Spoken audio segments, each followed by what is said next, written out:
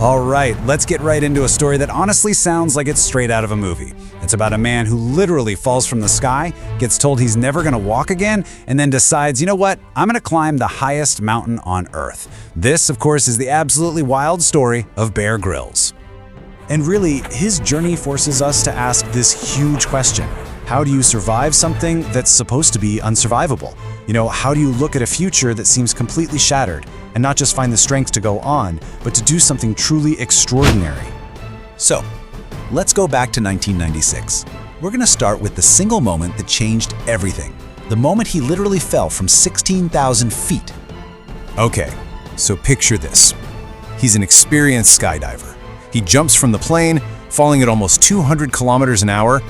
Everything's fine until he pulls the cord at about 3,500 feet and his main parachute just doesn't open right. It's tangled. He's fighting with it, but the ground is just rushing up to meet him, and bam, impact.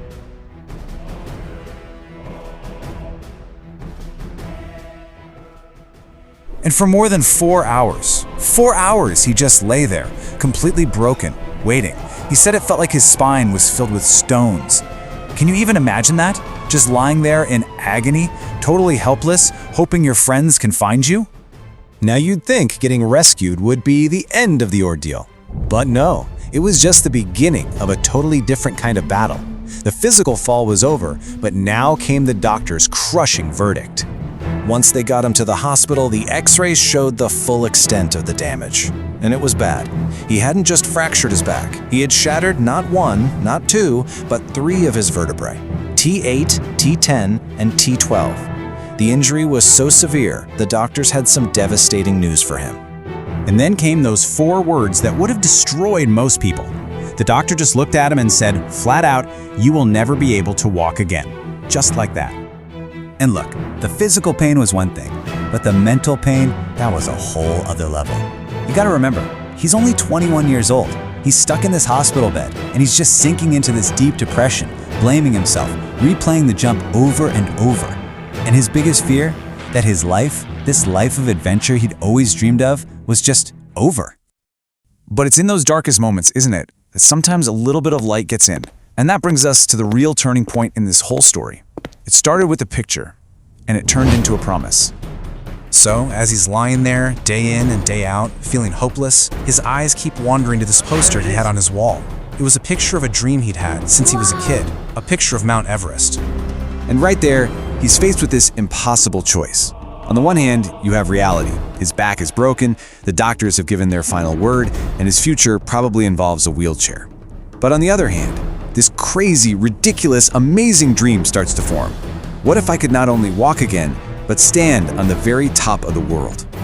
And you know which one he chose. So that brings us to the next chapter, one of the most incredible comeback stories you will ever hear.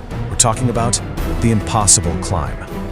Now, making that choice was one thing, but actually doing it, the world threw everything at him. First, the army. His whole career basically said, sorry, you're done, no more missions. So he quit. He made Everest his new mission. Then came the endless rejections, trying to get anyone to sponsor this guy with a broken back to climb the world's highest peak.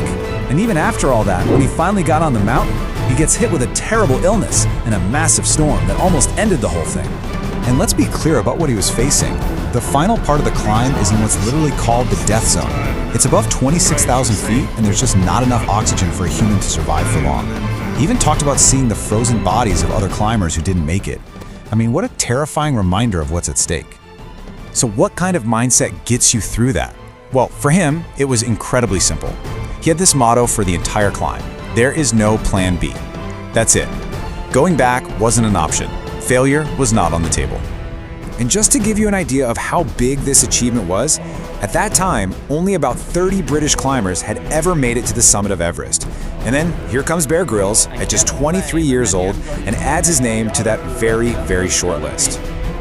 But here's the part of the story that just breaks your brain. The amount of time between the moment a doctor told him he would never walk again and the moment he was standing on top of the world, just 18 months, a year and a half. It's just staggering. But you know what? Reaching the summit isn't even the end of the story. The most powerful lesson comes from what he learned about himself on that journey. So let's talk about the secret to real courage. So after all that, the fall, the broken back, the climb, what is the most unbelievable twist in this whole story?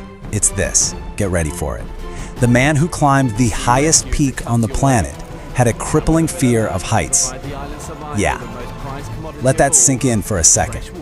And that one fact, it just changes everything, doesn't it? It gets right to the heart of his entire philosophy. He says, true courage isn't about being fearless. It's not the absence of fear at all. It's feeling that fear, feeling it completely, and finding the will to push through it anyway. So based on that idea, he says we all have two ways we can live our lives. You can be a survivor, where your main goal is just to play it safe, get by, and avoid the hard stuff. Or you can be a fighter. You can be someone who chooses the tough path on purpose, just to see how far you can push your own limits. When people ask him, what's the secret? How did you do all this? His answer couldn't be simpler. He just says, my success is about one thing. Keep going. That's it. And get this, even today, more than 25 years later, he says he lives with pain from that fall every single day, but he just keeps going. So in the end, his story is this incredible proof that our challenges don't have to be our destiny. It shows that the human spirit is way more powerful than we think. And that kind of leaves us with one last question to think about, right? Life is always giving us mountains to climb, opportunities disguised as challenges. The only question is, will you take them?